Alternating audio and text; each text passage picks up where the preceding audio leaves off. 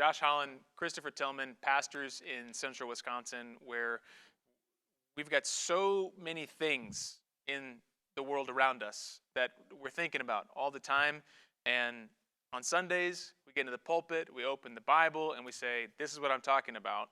And there's been a tug and pull, I think, particularly the last 2 years as we've worked together, of saying, how do we find a context to discuss some of these ideas in a way that is not just stimulating for the two of us, we can do that off camera, but beneficial to our people, and hopefully even beneficial to the people in the lives of our people, so that folks in our church can learn and understand, and then either take these concepts to share with their neighbors or share the video with their neighbors, so that we can be analyzing things that are happening around us. I think Christians and non-Christians right now are caught thinking, what's going on? Yeah, absolutely. And so we're trying to step back and say, what's going on? In a way, Carl Trueman, in his book, Strange New World, which is right now the locus of our conversation, he says in order to respond to something, you have to understand it. And that's really our core desire here, is let's take some time to understand what's going on, understand the origins of where it came from, and then let's respond to it. Yeah. And ultimately, as pastors, respond with a more beautiful, a more compelling, and a more persuasive worldview from the Bible and from Jesus Christ. So we're working through Strange New World. We'd recommend you pick it up. In past episodes, we've talked about the self, talked about expressive individualism, and we've talked about the sexual revolution, really defining terms, because in future episodes, we're going to look at some different thinkers, like Jean-Jacques Rousseau, and how they influenced this French guy, Jean-Jacques Rousseau, which is fun to say his name, how his thought influences my thought today. Yeah. Because we don't think in those terms often, do we, Chris? No, I don't know too many Rousseau acolytes out there. So. No, and we don't think, how does Aristotle, we don't think about these things, because honestly, we've got so much going on in our life that we just hear something and we say either I agree or I disagree, and our goal here is to step back and kind of help uncover some of these things so that you can think through and go, oh man, that thing I believe actually, that was put forth by someone who either went on, like Friedrich Nietzsche, who ends his life in an insane asylum because the logical conclusions of his philosophy drive you to insanity. Yeah. And yet, modern people, a lot of times, they like Nietzsche. But we don't want to end up in an insane asylum. No. Try to avoid that. Part of our ministry. So, Chris, speaking about these things that we tend to believe, Carl Trueman uses a word called the social imaginary. He takes this from Charles Taylor, who says, the social imaginary is not necessarily how people think about society, but how they imagine society. And imagination comes in pictures and stories, not necessarily in logical conclusions. Yeah. And Taylor goes on to say, theory is often shared by a small minority. Think about the academic community. So the academic community might share a theory, a minority community. But at the popular level, the social imaginary is shared by a large group of people, if not the whole society. And so what we're kind of doing, we're trying to start with the thing that's shared by the large group of people, maybe uncover the skeleton in the closet of where it came from in academia, but show that some of these things that we adopt and we hold at a wider popular level are either just untrue, they're coming from bad sources, they really need to be dissected. We've talked a lot about, in past episodes, a lot about sex and gender, but I want to maybe remove this conversation from that just for a moment. Just let the iron cool off a little bit and talk about the Bible, because I think that this gives us an example of the social imaginary. A gentleman named Bart Ehrman. You're familiar with Bart Ehrman? You might not be familiar with Bart Ehrman. He's a guy that I believe still works at the University of North Carolina, Chapel Hill. He is one of the most outspoken critics of the New Testament in contemporary times. What we don't know, though, is that a lot of the things that Bart Ehrman, who you might never have heard of, believes and posits trickles down into your neighbors. One of them being the idea that the Bible contains so many errors that you can't trust it. Okay? If I was to say that to most people, they would probably go, yeah. Yeah, they tend to agree. Right? That's what the social imaginary is we imagine that it couldn't be a book that was written thousands of years ago, that passed down generations. Yeah, the Bible contains so many errors that you just can't trust it. And so that's a view that people would largely believe. what we want to do is track that back and say it started in the academy, and also it's not really well founded, right? Because when Bart Ehrman says the Bible, or particularly his claim is the New Testament has more textual variants than words. That's the sexy claim, right? Right. Is, well, you don't know that the New Testament has more variations than it does words. And that sounds terrifying. It does, and maybe even Christians hear that, and they're like, because he's not technically wrong, is he? Right, Chris? right. What are the variations he's talking about? There's certainly not missing paragraphs or books or anything of that nature. The textual variants, and here's a way where language can be used to advocate a position. And I think any time that somebody is a thinker and using their thinking to communicate to others what they ought to believe about something, I think it's important to be upfront about what you're trying to get them to believe. And I think one of the things that's happened when it comes to the whole realm of I would say unbelieving textual criticism, because when we look at the Bible, we want to be aware of anything that seems to be out of the ordinary, right? I mean, Yeah. and not out of the ordinary based on what should or shouldn't be happening. And we can go back and talk about that a little bit, because I think a lot of how we look at the Bible has been influenced by people who literally said about 250 years ago things to the effect of, miracles certainly couldn't happen, therefore we must interpret the Bible this way. So we begin with this starting point of belief of how we ought to do something. And so in Ehrman's case, he brings up this idea of textual variants, and he starts this hypothesis that was put forward by a guy named F.C. Bauer many years ago. He continued his work, and he kind of brought it to the masses in some ways by bringing these types of statistics to light. So to go back and answer the original question, what types of variants are out there? These are things like in the English language, the effect of a missing comma or a missing apostrophe or a typo, something to that effect. So yeah, when we eliminate those, we come down to a whole lot of nothing when it comes to these variants. So Right. So the point here is that there's a social imagination that people generally believe you can't trust the Bible because it has errors. Right. The truth of the matter is those errors are commas, they're punctuation, and they're sometimes misspelling. The follow-up truth to that is the only reason we know that they are errors. Because we have a whole lot of other stuff telling us this is out of the ordinary. Thousands upon thousands of copies where you can look at 1,000 copies and say, oh, that copy has a textual variant that these 999 don't. And so the very accumulation of evidence that we have for the New Testament is the only reason we know. If we only had one copy of the New Testament, there would be no textual variants. Exactly. But because we have so many copies, we have a great confidence that we can actually look at a missed comma or a misspelled word, which are not completely unimportant things. Words are important. Right. But we can know reliably, oh, okay, well, if it's spelled this way 999 times, This is and what this it way. ought to have been. Yeah. Exactly. And we can know that. And so what happens here is in the academic level, someone like Bart Ehrman says there are more textual variants in the New Testament than there are words. And at the popular level, it becomes the imagination of society that you can't trust the Bible because there are errors. And so all it takes is just a little bit of time to say, what was the variant?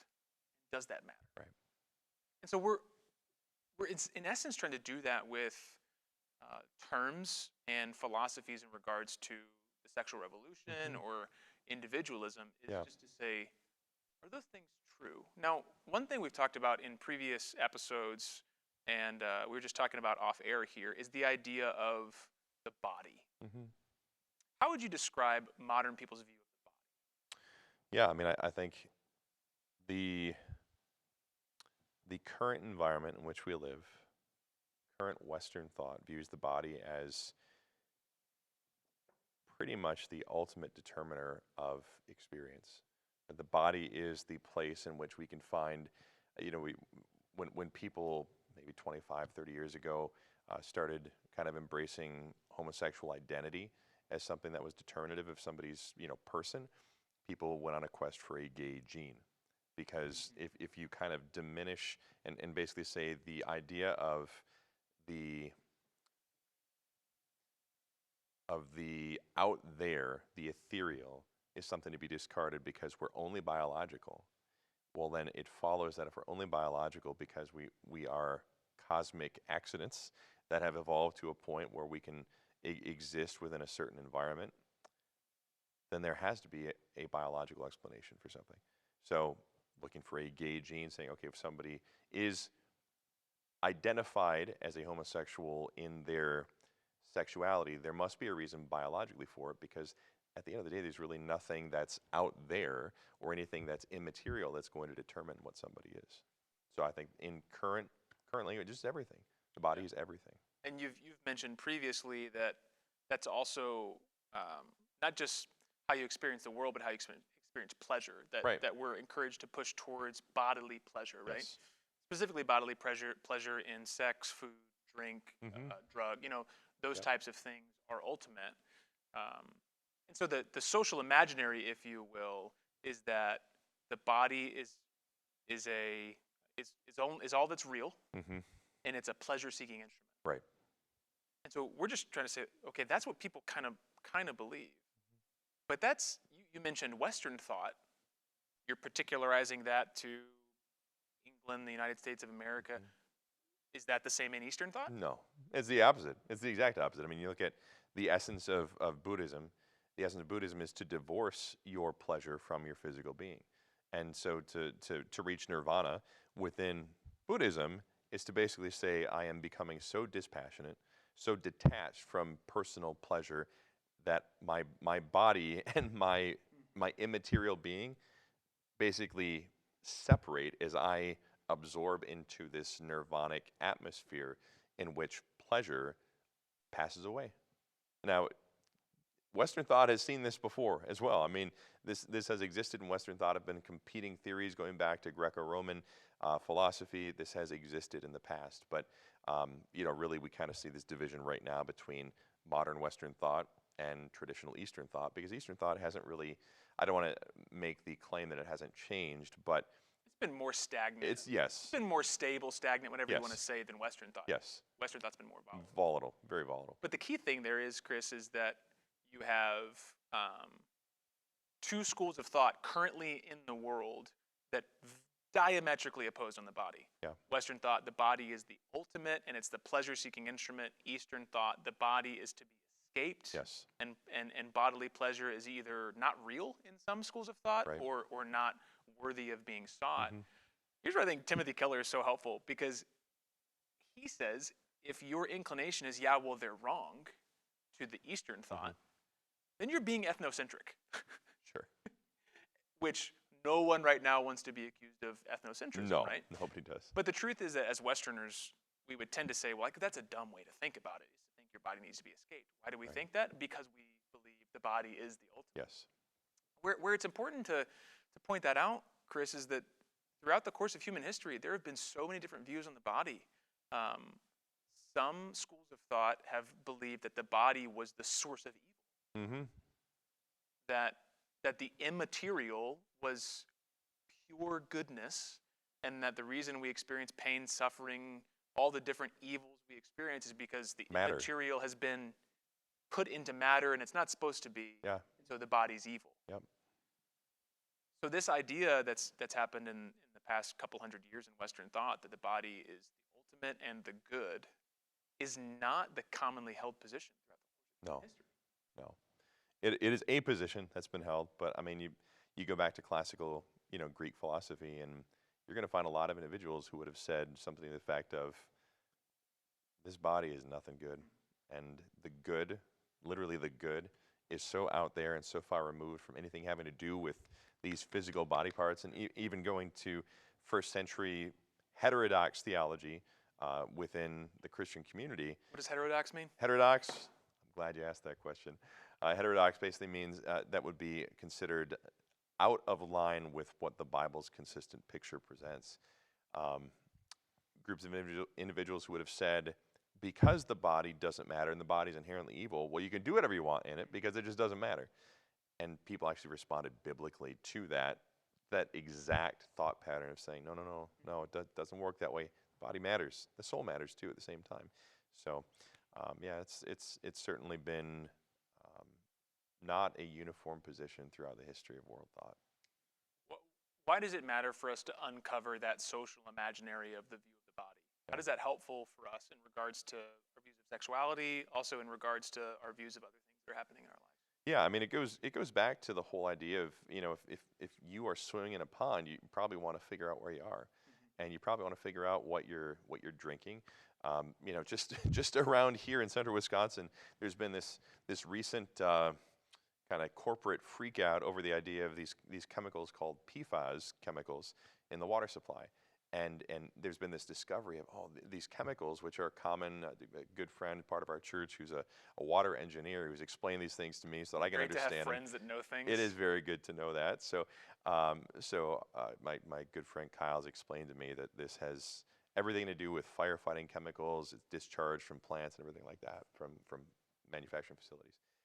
And so people around here have been hearing this and they're thinking, oh, I live in an environment in which I've been consuming these chemicals and people are trying to do something about it, right? So it's important for us to kind of uncover these things, because if there's something that we're drinking, if there's something we're drinking in our water that is, giving us, there's contributing to a lack of health, we probably want to figure that out and figure out where it came from, figure out how we can do something about it. I'm glad you brought us there, Chris, because Truman, at the end of his chapter talking about social imaginary, he says, we are all to some degree complicit in the social imaginary. And that's where a lot of Yeah. our conversations I want to get to is that there are some things that we might see extreme expressions of, Right. like do whatever you want with your body sexually because it's just a body. Yeah. But those, they also trickle down in the same ideologies to people who are trying their darndest day in and day out to Yeah. follow a biblical worldview. And so talking about that, how does this view, we'll just keep taking this one view, this one social imaginary, that the body is the pleasure-seeking ultimate, Mm-hmm. and to see how it creeps into the church. I would say that and I've experienced this personally, we live in a culture that values the appearance of the body. Mm-hmm. And so it's very easy, even people that believe in Christ for their salvation and realize that God has created them and God has created their bodies good, to idolize youth and appearance. Mm-hmm. And to say old age is bad and to be avoided because my body is giving up its prime, Mm-hmm. or to say that my goal for fulfillment is to fine-tune my body so I can look this way, Right. whether it's through going to the gym or through surgery, that I can Mm-hmm. cultivate in this body the fulfillment of my desires, Right. because I will find my fulfillment I'll be in happy. the body. Yeah, I'll be happy then. I would say that that's maybe one way where we can even be captive to the same social imaginary, is to really just view this body right now as the ultimate. Absolutely. Anything else you think that's helpful in how this trickles down? Man, I guess I want to, I do want to speak specifically to something that might be, I don't want to say offensive necessarily, but, might hit some people in the heart. And I would say there's everyday experience on somebody's cell phone is probably not the place they're thinking about Rousseau, right? They're not thinking about these high-level thinkers that have contributed to a stream of thought. But my heart just breaks when I think about the levels of pressure that women specifically feel to present themselves on social media. Christian women. I'm not just talking like, I'm not talking these, like porn actresses out in Las Vegas. That's not what I'm talking about. What I'm talking about here is Christian women who feel compelled to put forth an image, whether it's not only of their physical body, but their home environment, their food, what they make, saying, look at my healthy, vegan, gluten-free, dairy-free, fill in the blanks, everything that seems acceptable to the culture at large, saying, as a dad with a wife and 6 kids, my wife is not stopping to take pictures of mac and cheese, right? And it's not simply because, like it doesn't make sense. It's because what do you say to somebody who puts out a picture of mac and cheese for their 6 kids? Well, you must not be a good mom. Why? Why must you not be a good mom? Well, because you're not satisfying the expectations of our culture that your children's bodies be nourished with grain-free macaroni and free-range veggie cheese. I mean, Do we have grain-free macaroni? I'm sure you can. I'm sure you can. We don't have it in our house, but That's just gluten-free? I don't. Wait, yeah. we'll go back to the macaroni conversation in later episodes. But you're driving at this idea of like the idolization of. Yeah, the idolization of appearance and the idolization, especially among women, to feel as though they need to perform physically, whether it's through their appearance, whether it's the appearance of their home environment, or the appearance of their children for that matter, this compulsion that's felt to say, this is what's so important about me that at all costs I must present this view of myself to others. And it's not just the idea of if I present, I must do this. It is I must present this. It's like it's almost off the table for somebody to say I shouldn't be presenting myself in this way or being on social media or something like that. The assumption is I am on social media. I'm on Instagram. I'm on Facebook. I am sending Snapchats. I'm doing these things. What is it going to look like when I do them? And I will say the only exception to those being picture perfect is typically when people will do things like take a picture of themselves when they've worked up the perfect messy bun, right? So like I see this, Yeah. the perfect messy bun. They'll take the picture. Maybe they've taken 15 of them, saying, "Oh, it's been such a hectic morning. I've got my messy bun going." It's like we don't need to know that, but we live in an environment in which people feel like they are compelled to present that because they will be accepted if that is how they're seen. So my heart really breaks for Christian women who are living in that type of, I would say, culturally oppressive environments. Like, you know what? People who love you don't care. They really don't. Well, and not only it's not they don't care that you look a certain way all the time, but it's the body is not all there is. Exactly. And to the degree where there's a beautiful passage in First Peter, I believe it's First Peter 3 that is so often ridiculed because of things like it says, as Sarah called Abraham Lord, and it says here's some restrictions on how women should dress, but ultimately one of the points of that passage is that there's a way in which the spirit of a woman is precious in the sight of the Lord. Yeah. And so the lie is your body is all there is. Yep. There are some beautiful old women in our church. Not because their body has gotten more attractive, but because the gentle and quiet spirit is precious in the sight of the Lord, right? There's Absolutely. a way in which faithfulness and trust in Christ over the course of a lifetime blossoms into a beauty that is indescribable. Yep. But in a culture that says only body, where's the category for emotional beauty? Right. And I think you're pointing out helpfully that there's an oppression to that body only. Mm-hmm. And I think that we could go a number of different ways, but Christ would respond by saying, ultimately, it's your spirit that's precious, the cultivation of your soul that is precious in my sight, not the cult. I go to the gym and I want to work out. Ultimately, the Lord is looking at me and saying, I don't care about your triceps. Right. Yep. They're not precious in my sight. Right.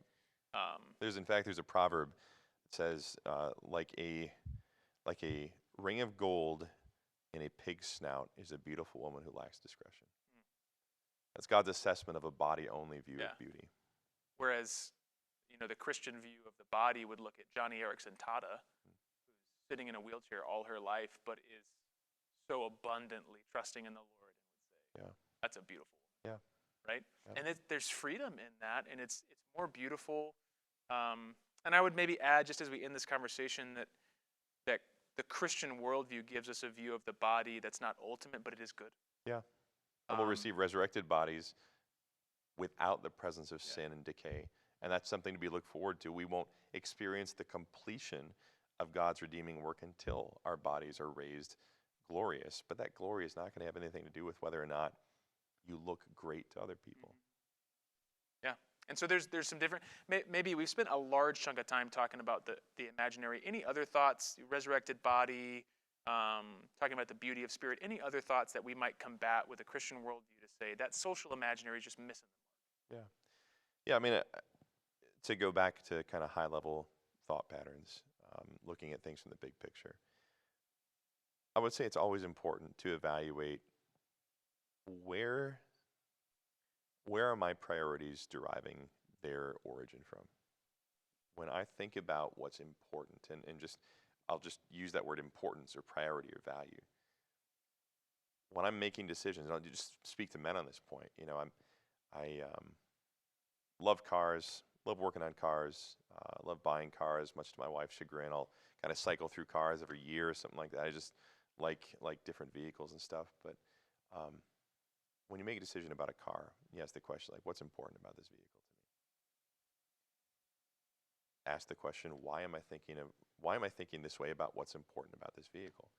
If I'm a man and I'm thinking, okay, I'm a Christian man, I have enough money to purchase a BMW. Okay, I have enough money to purchase a BMW. Why does it matter to me to purchase a BMW? Now, this might sound like a completely esoteric Trivial. conversation, yeah, but it does matter in as much as, again, as a dad with 6 kids, thinking through this stuff, is it sinful to buy a BMW? No, I don't care for BMWs because they break, but the bigger question to A ask real is, slight to just. it is a slight there towards German vehicles. I'm part German, but the vehicles, I'm not a fan. Point being, when you make decisions in life, it is important to ask the question, why am I making the decisions the way that I'm making them? And why am I attaching degrees of importance and priority the way that I am?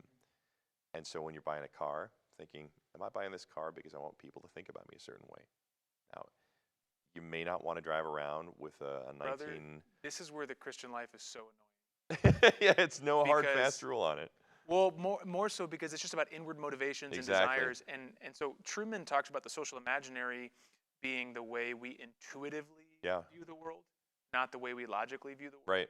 And quite honestly, it is annoying and takes time to step back and think logically about a car and decision. evaluate it. Yep. But that's what we're seeking to do here, is to say there are ways in which we intuitively view our bodies, intuitively view different things. But if we don't step back and do these annoying things in the Christian life, which is check motivations, check thoughts, check origins of thoughts, then we're going to be held captive to some social imaginaries. Without even knowing it.